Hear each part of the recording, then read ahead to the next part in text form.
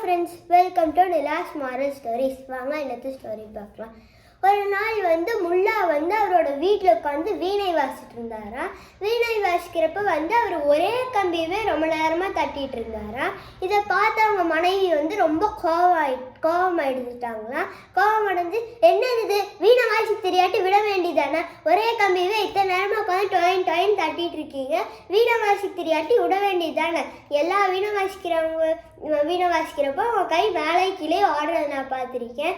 நீங்கள் உட்காந்து ஒரே கம்பியவே இத்தனை நேரமாக டொயின் தட்டிட்டு இருக்கீங்க அப்படின்னு கேட்டாங்களா அந்த மனைவி, முல்லாவோட மனைவி. அதுக்கு முல்லா சொன்னாரா, நான் எல்லா வீணை வாசிக்கிறவங்களுக்கும் இன்னும் எந்த கம்பியை தட்டணும்னு தெரிய கிடையாது.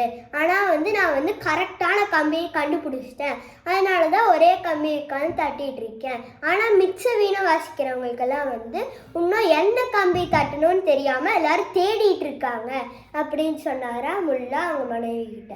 So moral of the story என்னென்னா, நம்ம எப்போ இந்த மாதிரி முல்லா மாதிரி நம்மளோட தப்பை அடுத்தவங்ககிட்ட கரெக்டு நிரூபிக்க ட்ரை பண்ணுறோமோ அப்போவே நம்ம வாழ்க்கையில் சக்ஸஸ் அடைய முடியாது.